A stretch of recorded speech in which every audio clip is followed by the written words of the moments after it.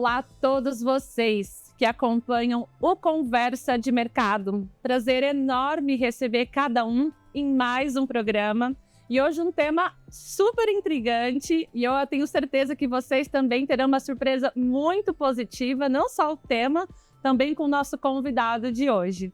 Nós vamos falar sobre monitoramento de temperatura e umidade, o serviço Bosch para a indústria farmacêutica. Eu convidei, claro, um grande especialista para bater esse papo comigo, Guilherme Ferroni, que é o desenvolvedor de negócios sênior da Bosch. Seja muito bem-vindo. Muito obrigado, Nádia. Bom, antes de mais nada, é um prazer. Muito obrigado, né? É uma grande oportunidade para a gente, uma grande oportunidade para mim, poder apresentar esse serviço nosso. É uma novidade, então realmente é muito importante a gente conseguir compartilhar com todo mundo, e ainda mais em um evento e uma feira tão significativa para o setor. Perfeito. Bom, Guilherme, vou começar aqui numa curiosidade, né? Conta pra gente a Bosch, que é tão popularmente conhecida aí no ramo automotivo. Bom, conta pra gente que novidade é essa aí no monitoramento de cadeias frias, né? Exato. O que a gente está fazendo aqui? Pois é. Bom. Realmente, Nádia, a gente sempre tem que fazer essa introdução, porque a Bosch ela é conhecida globalmente, né, no ramo automotivo. Aqui no Brasil é muito famosa pelas ferramentas também, né? Então, esse é um setor que, assim, a Bosch ela já tem 137 anos. Então, ela já tem muito tempo de mercado. Obviamente, tem muitas unidades, faz muita coisa. Eu tenho certeza que todo mundo que nos ouve, que nos vê, em algum momento tem relação com a Bosch. Seja nas ferramentas, seja em um equipamento, em uma peça, em um sensor. Mas nesse caso específico, a gente trabalha em uma unidade de serviços.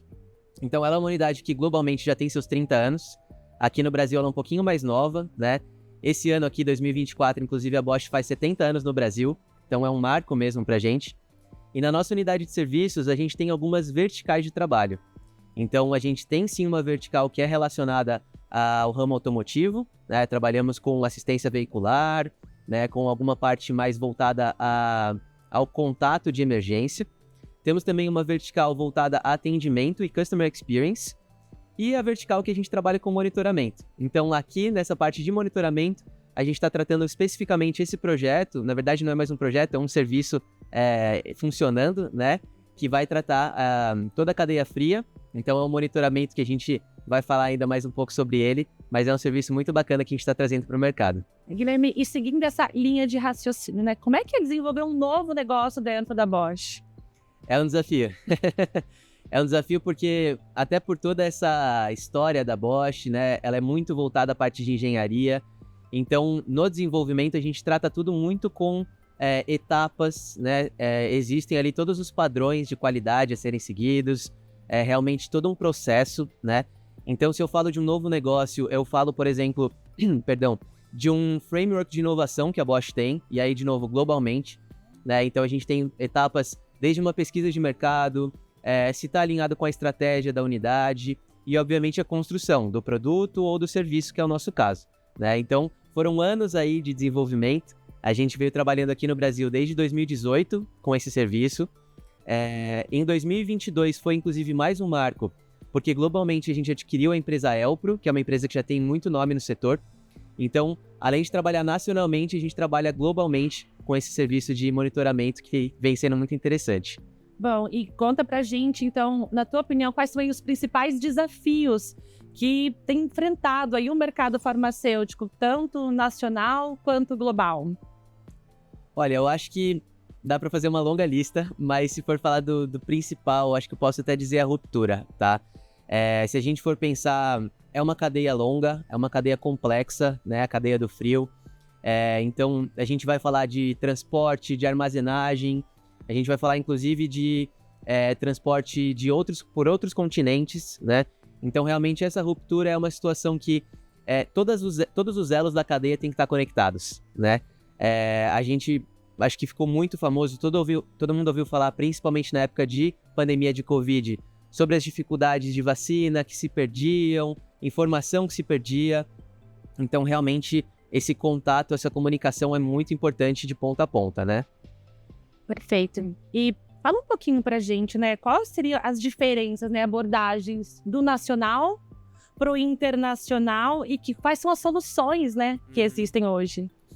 Bom, até antes mesmo de solução, acho que é legal trazer algumas particularidades quando a gente fala do Brasil, né? Então, assim, até adicionando um pouco no desafio, né, na pergunta anterior, a gente sabe, o Brasil é um país de tamanho continental, então, obviamente, geografia é um desafio, né?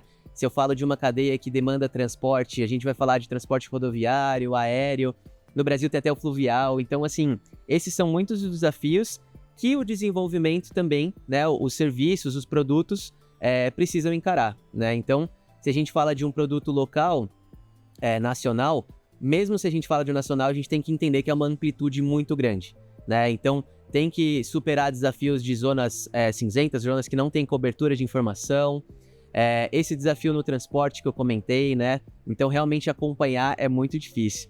E se eu falo de um desenvolvimento internacional, a gente está falando de realmente algumas novidades no mercado. Então, aqui no Brasil já é muito famoso o Data Logger, que é um equipamento que já está aí há décadas funcionando com diversas empresas, né? Mas internacionalmente a gente tem alguns avanços muito interessantes, seja mesmo um monitoramento em tempo real, né? Então, equipamentos que conseguem enviar dados, né, para a nuvem, a gente conseguir acompanhar isso de forma remota, e seja também alguns desenvolvimentos interessantes no sentido de tecnologia, inteligência artificial, integrações.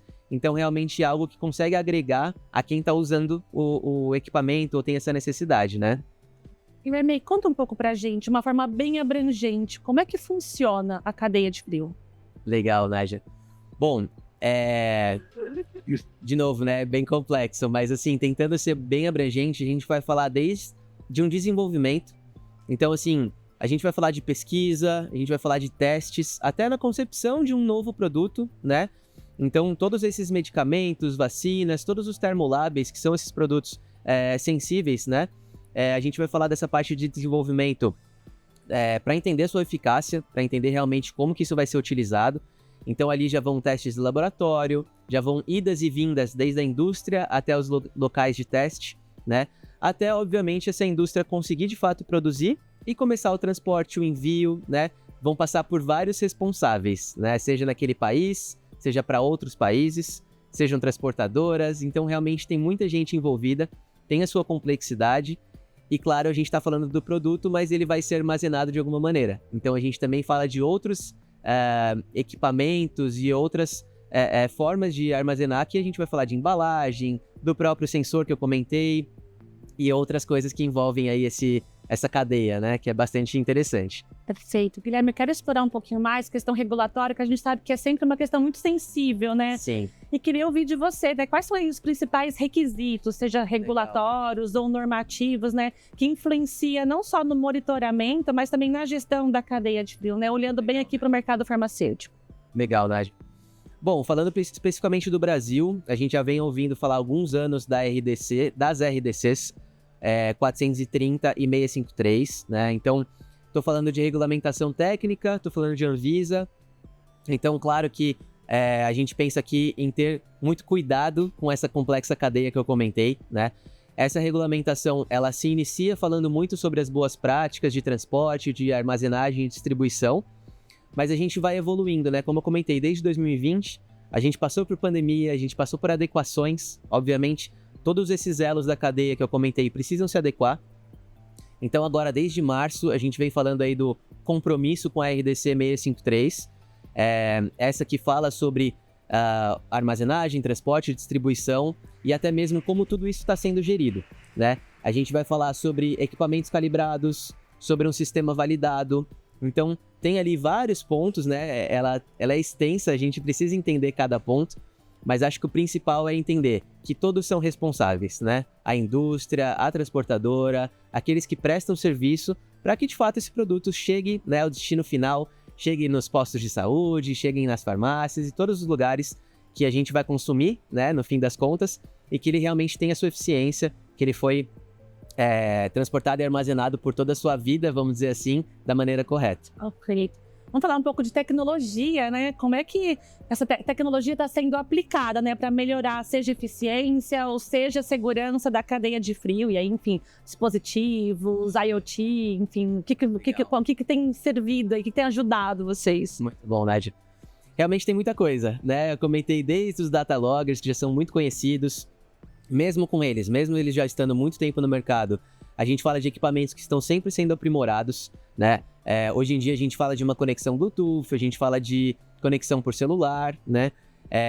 Como tem essas responsabilidades diferentes na cadeia, a gente também desenvolve muito a questão de integração. Então as informações, elas vão passar de responsável para responsável.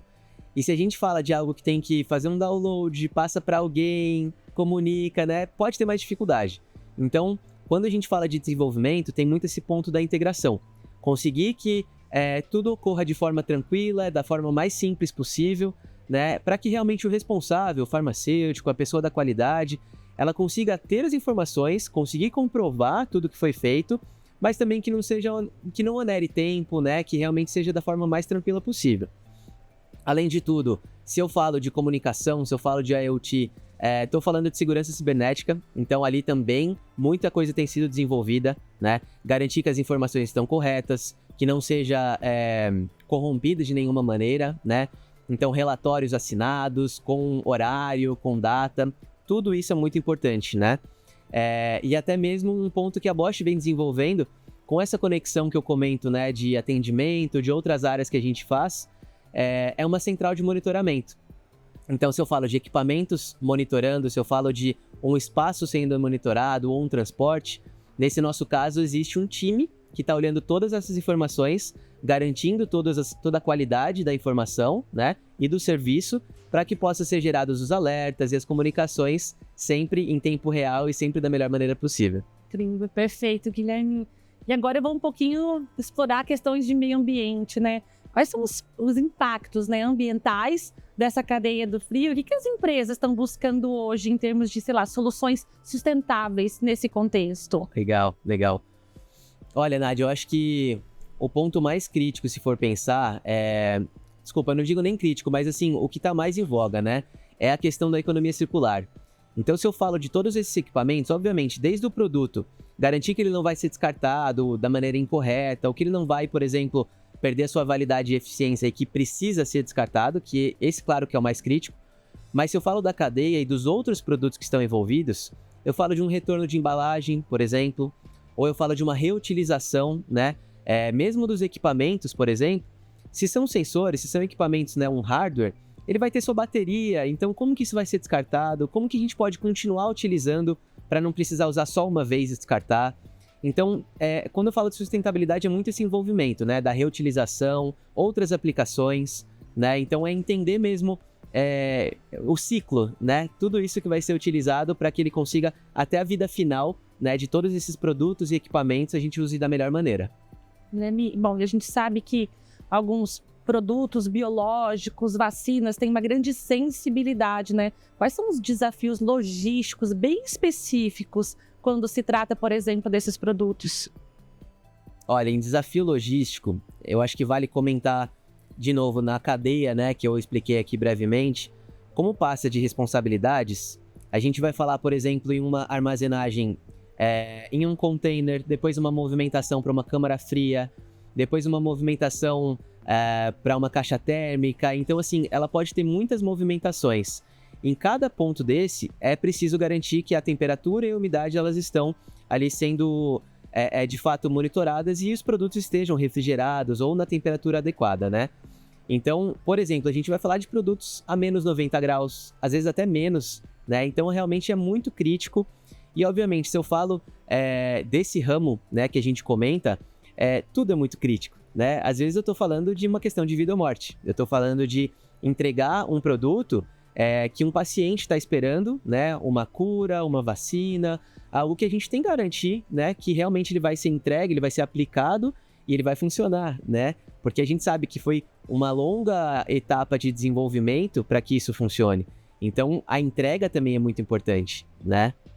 Guilherme, então eu vou aproveitar o teu gancho e vou esticar essa pergunta, né? Não é só logística, é também monitoramento, né? Para garantir a integridade. Fala um pouquinho mais pra gente sobre as formas, as tecnologias de monitoramento que você tem. Perfeito, Nádia.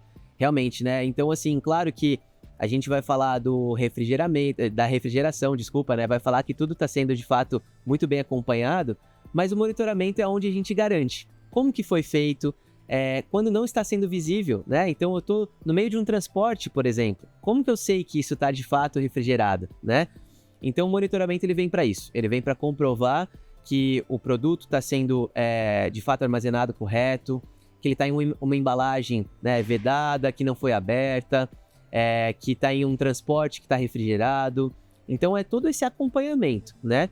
E aí eu vou falar principalmente eu gosto de falar de 3 S's, né? Que é o que a Bosch aplica. É o sensor, que aqui eu estou falando de um equipamento, estou falando de algo que vai ser instalado, né? Pode ser num caminhão, pode ser em um armazém, em um laboratório. Eu vou falar de um S que é o software, e aqui eu trago uma plataforma, né? Então, se eu falo de um equipamento que ele está monitorando em tempo real, é que ele vai enviar esses dados para a nuvem e que vai ser visualizado em uma plataforma, tá? Então, esse software ele é muito importante, tanto para garantir um acompanhamento em tempo real, né? Isso é muito interessante entender. Eu não vou saber só no final do trajeto, na entrega, como que foi feito esse transporte. Eu consigo saber naquele momento, né? E dali vai ser também interessante a gente entender ações. Então, se eu já tenho, por exemplo, uma carga que ela está avariada, eu tenho um transporte que teve um problema, eu já posso comunicar a equipe responsável para enviar uma solução e não só esperar o final desse transporte, né? E o último S é o serviço. Então é esse ponto que a gente traz como um diferencial, por exemplo, no caso da Bosch, que é a central de monitoramento. Então a gente ter realmente um time local, um time que sabe conversar com as pessoas responsáveis, e a gente vai até a equipe, a gente vai até a empresa, né?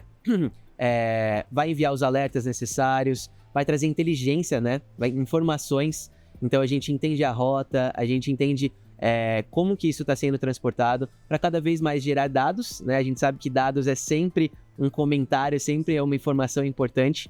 Então a gente consegue analisar esses dados e trazer cada vez mais conteúdo para as equipes responsáveis. Guilherme, eu acabei com o meu bombardeio de perguntas, mas foi incrível esse bate-papo, incrível de conhecer. Muito obrigada pela tua presença, e se quiser dar mais algum recado aqui para o pessoal que nos acompanha, fica à vontade. Que legal, Nádia. Bom, mais uma vez eu te agradeço. Realmente foi um bate-papo muito interessante. Como eu comentei no começo, é muito importante a gente conseguir trazer isso para o mercado, né? A gente obviamente vem pesquisando há tempo, já lançou há algum tempo, mas ainda é uma novidade. Então, quando a gente consegue comunicar, é muito interessante. Agradeço mais uma vez por abrir esse espaço para a Bosch, né? Falo aqui em nome, obviamente, de toda a unidade, de toda a empresa. Então, agradeço muito. Foi um papo muito interessante. Foi incrível. Obrigada, Guilherme. Obrigada também a Bosch. E obrigada a todos vocês que acompanham Conversa de Mercado. Tenho certeza que esse tema foi extremamente interessante para vocês, como foi para mim. E espero que encontrar cada um de vocês no próximo episódio. A cada 15 dias, um vídeo, um tema novo, sempre um conteúdo relevante para o nosso setor. Obrigada a cada um e até o próximo.